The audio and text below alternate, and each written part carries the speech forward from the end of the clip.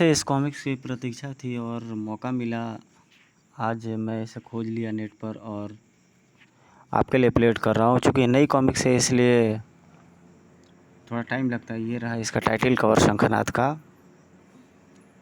लगभग इसमें सारे हीरोज़ देखने को मिल रहे हैं। परमाणु, शक्ति, अडिग, एंथोनी और वेगा, गगन, विनाशदूत, ब्लाइंड डेथ, लगभग अभेद्य वगैरह सभी। तो आइए देखते हैं इसकी स्टोरी क्या है। नागराज और सुपर कमांडो ध्रुव भी दिख रहे हैं। चलिए देखते हैं। इसका फर्स्ट पार्ट था पुनरुत्थान, जो कि मैंने डाला हुआ है। एक बार आप उसे प्लेलिस्ट में ज़रूर देखिएगा। आइए इधर चलते हैं, देखते हैं आगे।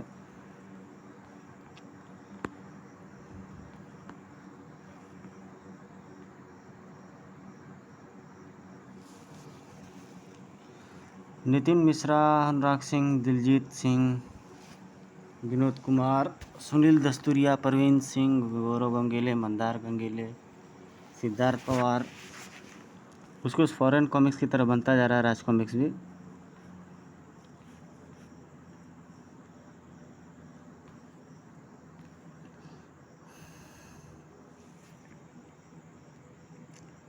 अपराध, अन्याय और पाप के विरुद्ध ब्रह्मांड रक्षकों द्वारा छेड़े गए महायुद्ध में एक नया अध्याय जुड़ता है ब्रह्मस्थल, और इसके साथ ही ब्रह्मांड रक्षक करते हैं अपने दल का विस्तार। ढेर सारे कैरेक्टर हैं और कुछ पहले के भी कैरेक्टर है, तो अच्छा लगा देख करके। बाकी सुपर कमांडो, ध्रुव, परमाणु, ये सब तो आगे ही रहेंगे और सारे कैरेक्टर्स पीछे रहेंगे। आइए देखते हैं। अंतरिक्ष में ब्रह्मांड रक्षक सैटेलाइट ब्रह्मपिंड को स्थापित करने नए ब्रह्मांड रक्षकों का सामना होता है शुक्र के पारगमन के प्रभाव के कारण सामने एक अनजानी मुसीबत से, परंतु सभी हीरोज़ मिलकर उस मुसीबत को टाल देते हैं।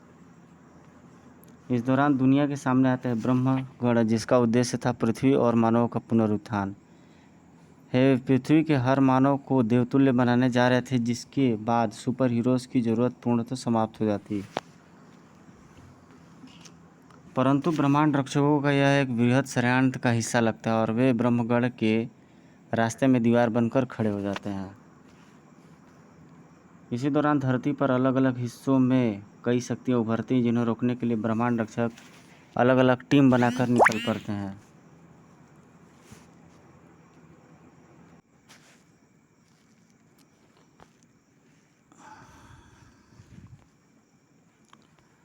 ब्रह्म जप द्वारा मानवों को मिली महाशक्तियों तो मिली, लेकिन उन शक्तियों द्वारा मानव के हृदय दूषित हो जाते हैं।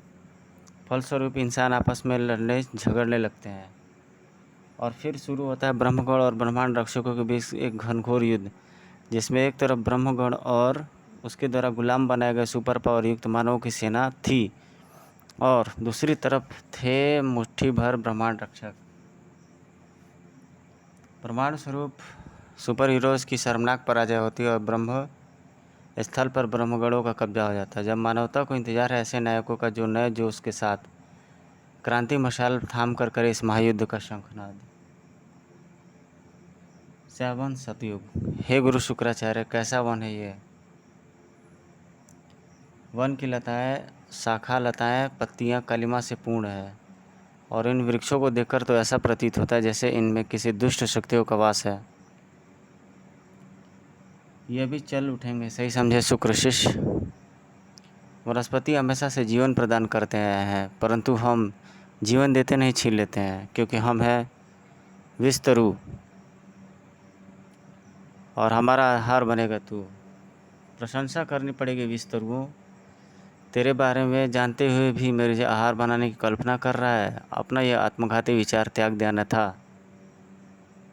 शुक्राल पर व्यर्थ में एक वन को उजाड़ने का आरोप लगेगा, फिर तेरे प्राणों को तेरे शरीर से पृथक करने पर।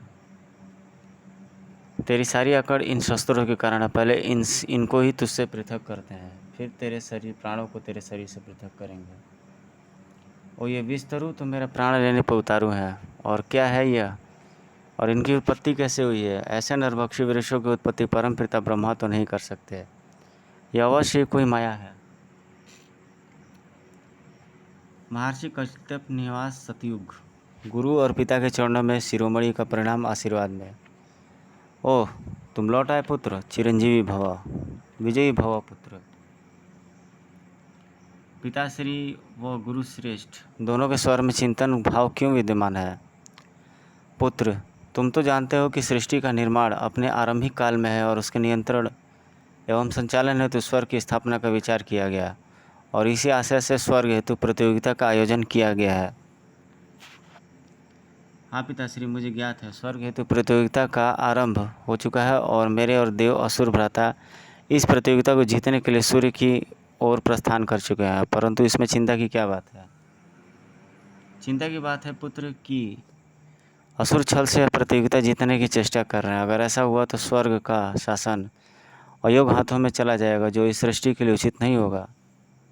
और ये बार बार असुर भ्राता क्यों बार बार वाम मार्ग पर अग्रसर हो जाते हैं? देवताओं की तरह इनमें सद्गुणों का अभाव क्यों है? एक ही पिता की संतान होने के पश्चात भी उनके स्वभाव में इतनी अंतर क्यों? शिरोमणि ब्रह्मा जी के आदेश पर तुम्हारे पिता कश्यप ने श्रेष्ठ संतानों की उत्पत्ति के लिए 13 अलग अलग स्त्रियों से विवाह किया था, जिससे नाना प्रकार के जीवों की उत्पत्ति हो सके। सभी संतानों को दैवीय गुणों से युक्त करने के लिए ब्रह्मा जी ने ब्रह्मगणों की उत्पत्ति की, परंतु ब्रह्मगण केवल अदिति के पुत्रों तक ही ये गुण पहुँचा पाए। परंतु क्यों गुरु श्रेष्ठ? क्योंकि अन्य संतानों तक पहुँचने से पहले उनके हृदय दूषित हो गए। दूषित हो गए? कैसे दूषित हो गए? किसने दूषित किया उनको? ब्रह्म जी की भूल से उत्पन्न हुए पाप के अवतार कालिकों ने, पाप शक्तियों के धारक कालिक, जिनके कुकर्मों की आँच से न सिर्फ सतयुग बल्कि भविष्य में कलयुग भी झुलसने वाला है। तुम धीरे बोलो वरना मुर्दे जाग जाएंगे। मुर्दे? हाँ भेड़ू, मुर्दे। राम नाम सत्य है, मुर्दे सारे मस्त है। प्रेत मंडली मर रहे।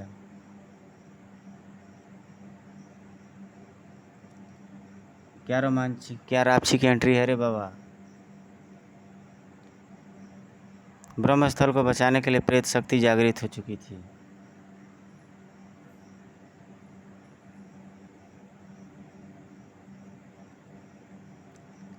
और एक एक करके प्रेत योद्धा इस महायुद्ध में कूदना स्टार्ट कर चुके थे। मैं प्रेत हूँ प्रेत, बेशक तेरी शक्तियाँ जिंदों को प्रेत बना सकती है, पर भला एक प्रेत का क्या बिगाड़ेगा तू? पर हम तेरा काफ़ी कुछ बिगाड़ सकते हैं। शुरुआत तुम्हारे चिकने चेहरों से होगी।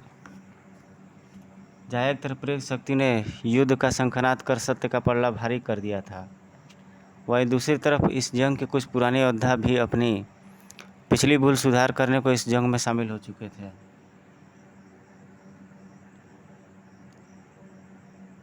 पर तुम्हारी डीड इंक को इस घटनाक्रम को कैसे पता चला? प्रोबोट ने ब्रह्मांड रक्षक फ्रीक्वेंसी डिवाइस एरी की गुफा में भी इंस्टॉल किया है, और अगर 4 से अधिक ब्रह्मांड रक्षक एक ही समय पर एक साथ निष्क्रिय होंगे तो यह डिवाइस बचे हुए ब्रह्मांड रक्षकों को डिस्ट्रेस सिग्नल स्वतः ही भेजेगा। कितनी गर्मी है रे बाबा, कोई एसी ऑन करो रे। मेरा मन तो फुटबॉल खेलने का हो रहा है। किसको खेलना है? आग बॉल। प्रेत मंडली मर रहे। ब्रह्मस्थल के बाहर एक और कुछ युद्ध जोड़ पकड़ रहा था।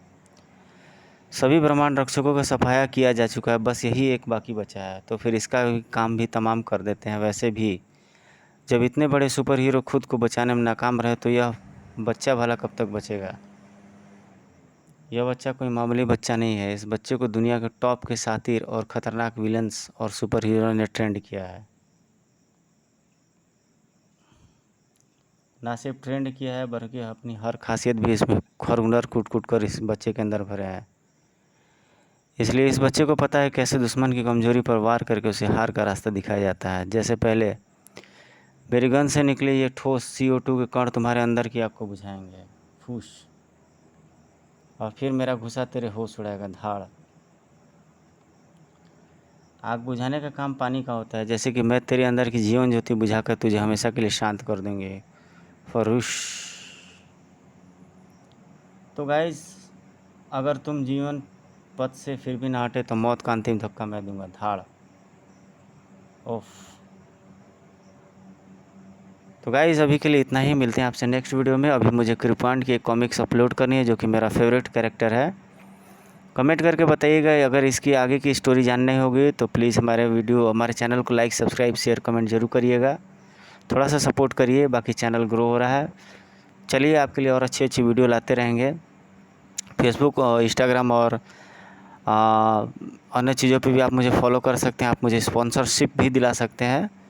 आप मुझे डायरेक्ट नंबर से कॉल कर सकते हैं। चलिए मिलते हैं बाद में दोस्तों। नमस्कार, धन्यवाद।